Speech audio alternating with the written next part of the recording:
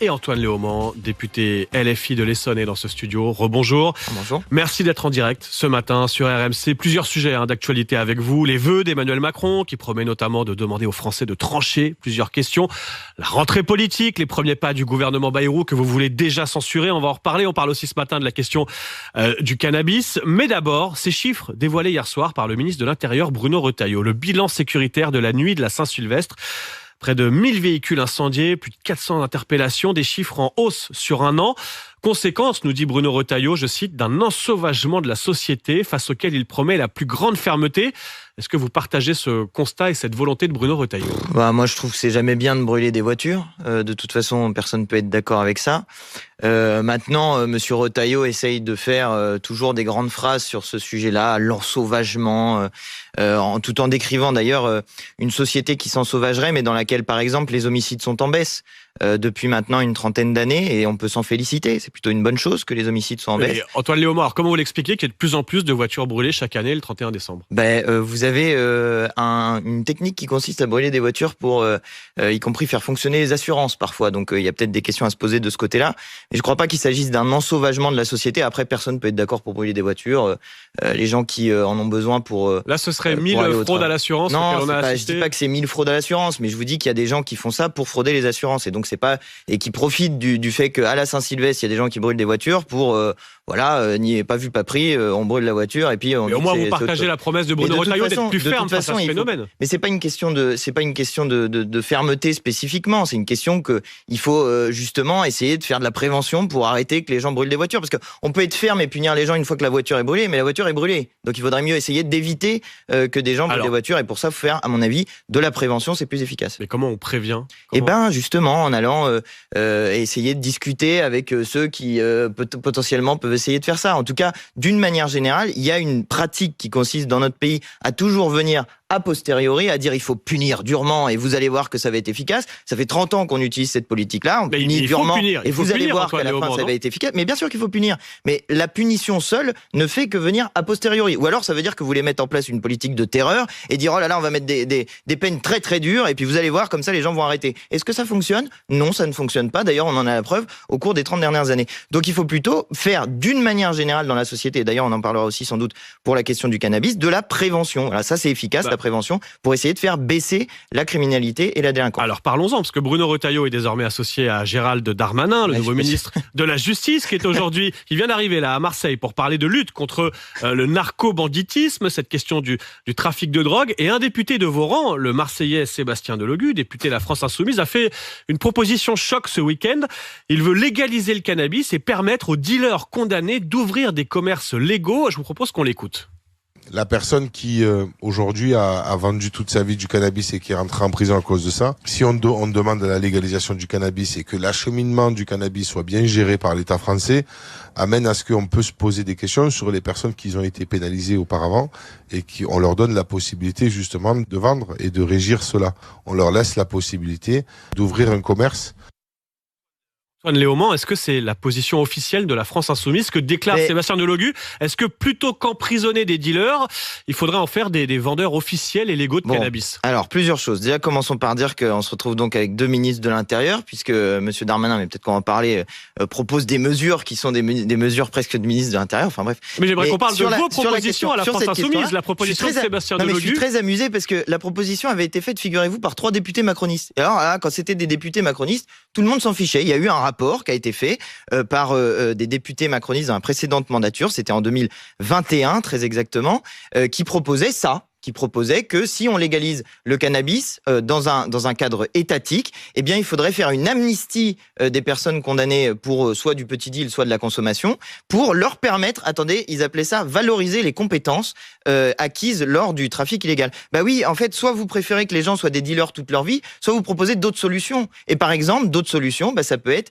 effectivement de vendre ces produits si jamais vous allez à une légalisation. Amnistier les dealers de cannabis et leur permettre de légaliser leur commerce. La proposition était une proposition propositions qui étaient faites par des députés macronistes. Mais vous la soutenez. Non, mais je trouve ça intéressant et je trouve qu'il faudrait qu'on ait un débat réellement sur ce sujet parce que oui, c'est pas du tout la j'aimerais citer la réponse de Bruno Retailleau qui a interpellé. J'ai répondu moi-même. Il écrit: dans le monde idéal de monsieur Delogu, le dealer devient un fonctionnaire honorable.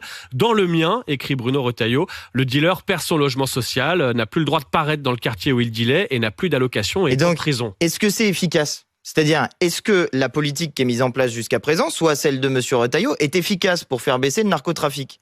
Question ? Réponse, non, ça n'est pas efficace. D'ailleurs, le narcotrafic continue à augmenter et tisse des réseaux avec la criminalité organisée, le trafic d'armes, le trafic d'êtres humains.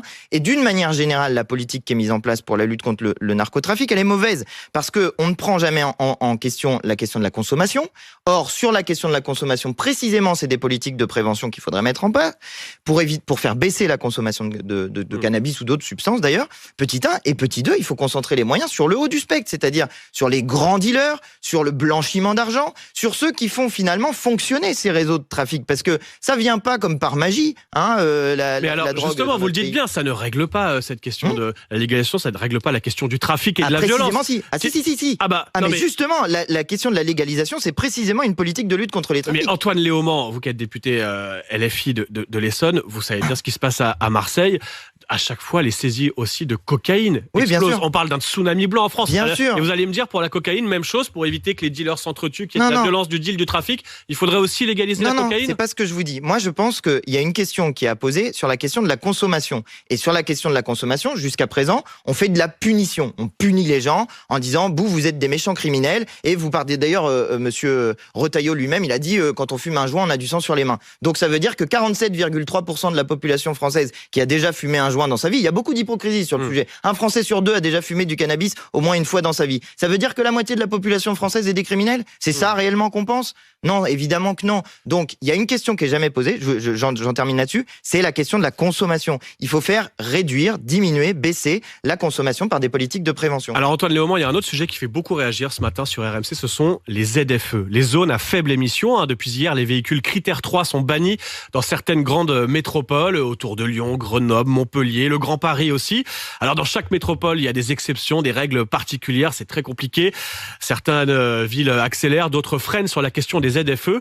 Qu'est-ce qu'on en pense à la France insoumise ? Je suis très curieux de savoir, est-ce qu'il y a une urgence à lutter contre la pollution de l'air et donc vous encouragez les mairies écolos à aller plus loin sur ces ZFE, ou est-ce que vous y voyez une chasse aux plus modestes qui n'ont pas les moyens de changer de véhicule ? Là, on a eu beaucoup de témoignages ce matin de Français coincés qui se retrouvent avec leur véhicule critère 3 et qui peuvent plus bouger. C'est-à-dire, c'est les deux à la fois. C'est-à-dire que oui, il y a une urgence pour lutter. En même temps. Il y a une urgence pour lutter contre le changement climatique. Mais précisément pour lutter contre le changement climatique, il faut à la fois prendre des mesures en termes industriels, de changement de nos productions et des moyens qui sont polluants. Mais en même temps, vous pouvez pas dire aux gens, vous devez vous fournir tout seul en véhicule électrique parce que sinon vous pourrez plus rouler. Ça ne fonctionne pas. On a créé un monde qui ne fonctionne que avec la voiture la plupart du temps, ou avec les transports en commun quand on a la chance de pouvoir en avoir. Mais les zones de travail sont éloignées des zones d'habitation, les zones de consommation sont éloignées des zones d'habitation. Comment voulez-vous faire autrement qu'en vous déplaçant avec des véhicules individuels la plupart du temps ? Et encore, tout le monde n'a pas les moyens toujours de s'acheter un véhicule. Et dans le cas que vous citez, c'est ça. Donc il faut réussir à concilier les deux. C'est pour ça que nous, on parle d'écologie populaire. Pour que l'écologie fonctionne, pour que tout le monde soit investi dans ce mode-là d'action, eh bien, il faut qu'on mette en place les moyens, notamment économiques. Par exemple, nous, on répète sans arrêt que l'augmentation du SMIC, c'est une mesure écologique. Parce que quand vous augmentez le SMIC, vous avez des outils qui sont des outils supplémentaires pour les gens. Par exemple, pouvoir acheter des produits de meilleure qualité, notamment bio, notamment produits plus localement, etc., etc. Et ça fonctionne aussi pour la question des voitures. À 8h53, une dernière question, Antoine Léaumont. Qu'est-ce qu'on vous souhaite pour 2025 ? La censure du gouvernement Bayrou dès le 13 janvier, dès la rentrée parlementaire, la démission d'Emmanuel Macron. On prend les mêmes et on recommence du côté de la France insoumise. Ça n'a pas changé pour 2025 ? C'est pas très compliqué. Ils continuent à faire la même politique. Donc nous, on continue à vouloir les dégager. Et on va commencer par monsieur Bayrou le plus tôt possible. J'espère que ça sera dès le 16 janvier avec la motion de censure que nous déposerons. Et si monsieur Macron pouvait comprendre à un moment donné qu'il est la principale cause des problèmes politiques posés dans notre pays et s'en aller, eh bien, ça nous ferait des vacances et puis on pourrait commencer une campagne présidentielle qui nous permettrait de changer enfin le pouvoir politique dans ce pays.